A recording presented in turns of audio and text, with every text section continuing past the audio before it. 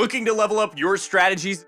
You've come to the right place. In this video, you'll discover 6 game-changing strategies that are guaranteed to transform the way you play. Whether you're a seasoned pro or just starting out, these tips will give you the edge you need to dominate the competition and get some victory royales. So, buckle up and get ready to level up.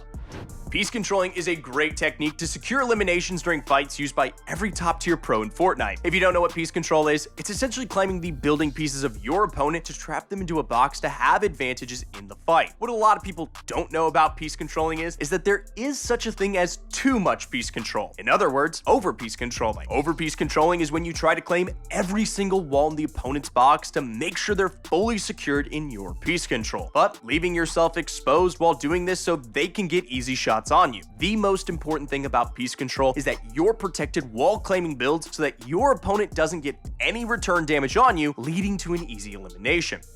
The best way to have protected piece control and not leave yourself exposed is through peanut butter edits, low 3-tile edits, or window edits. These edits naturally give yourself a right-hand peek on your opponent, so from their POV, they can't even see you while they're getting piece control. Start off by practicing these techniques in Raider's piece control map. This map allows you to piece control as you would in game, and you can do this for an infinite amount of repetitions. After you feel comfortable and creative, load up the new ranked mode and try it in game.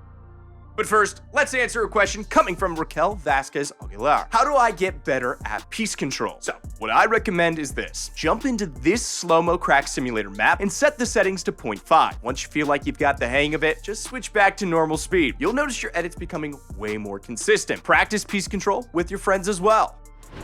With the update came a new insane setting that's called Auto Confirm Edits, which is an upgraded version of the previous edit on release setting. This new setting adds an option to use the original edit on release, use reset on release, or use both. Now, if you don't know what edit on release does, it basically eliminates one step of editing, which is confirming the edit, and it confirms automatically when you finish selecting your edit. This now gives you the option to reset your edits without having to confirm them. It automatically confirms the reset after you hit your reset button. This is a huge update for controller players in specific because of how long it takes to reset a build compared to keyboard and mouse users who can reset instantly with just the scroll wheel reset. Test this setting out in your own island in creative to see if it's something that you like. If you're on controller, you should 100% turn this setting on as it fully eliminates a step in resetting, which makes your resets nearly instant.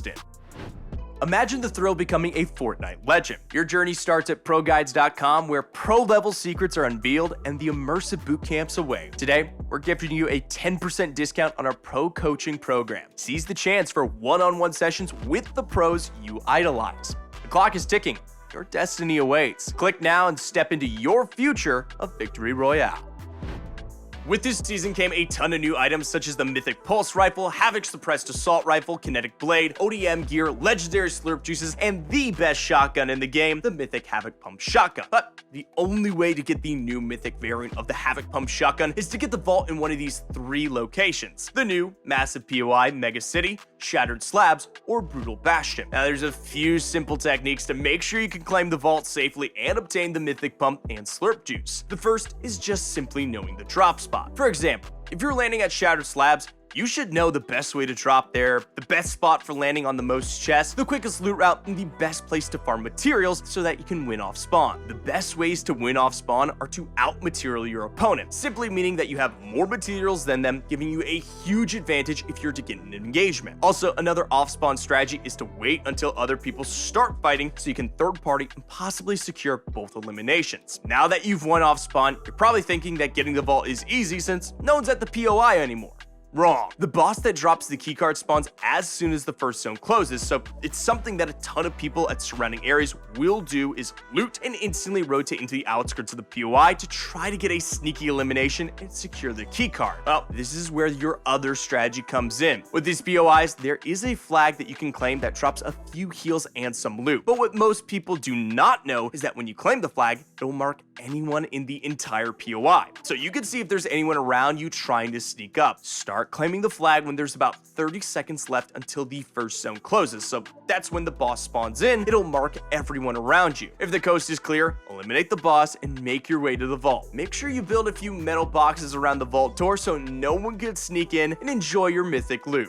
Oh, Oh, and a quick question from Ender King. What's the best settings for keyboard and mouse? Well, EK, that's really personal preference. There's no one god setting that'll turn you into a beast. What I can say is that we are able to steer you in the correct direction. I encourage you to view our keyboard and mouse settings video, which was produced not long ago. There you'll get a better understanding of what optimal settings you should use. If you got any more questions, visit ProGuides.com, and we've got coaches waiting to make a pro out of you.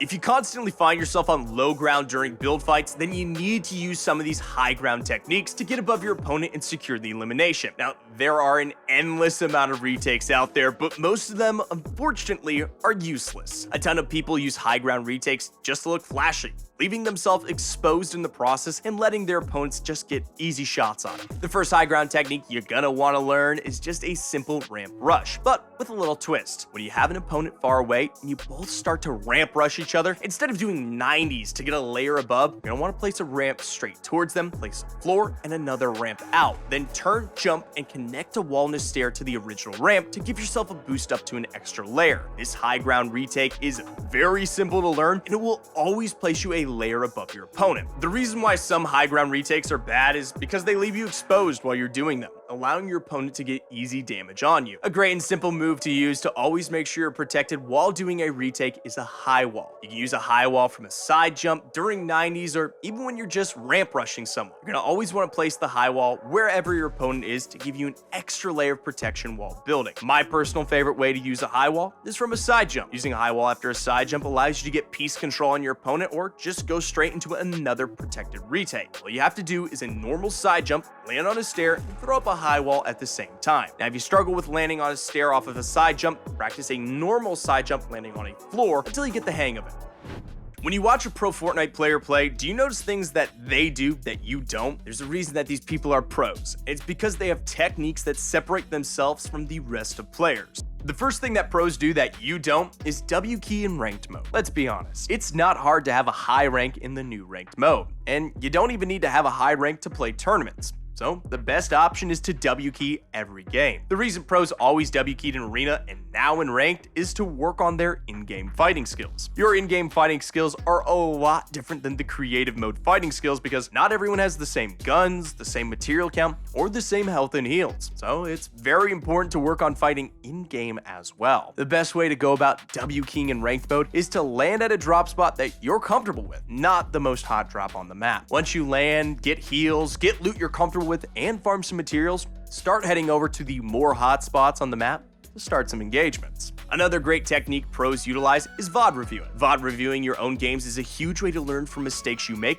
as well as watching your own games. You can also watch a pro's game to start noticing strategies they utilize and put them into your own game. When you're VOD reviewing, write things down like what went wrong in game, what you did well, and what do you want to improve on. The last technique that pros utilize is aim mechanics training. The best way to train these skills is through creative. The #1 map to use to improve mechanics is Raiders Piece Control map. This map has a ton of scenarios that'll take you through that replicate an in-game engagement where you need to take a protected peek to piece control your opponent and secure the elimination. A map that pros use to aim train in Fortnite is Raiders Aim Training map. They use this map because it has every scenario possible, such as long-range tracking, short-range tracking, shotgun aim and flicks, and even 1v1 aim duels. Start playing these maps daily and you'll start seeing improvement in no time.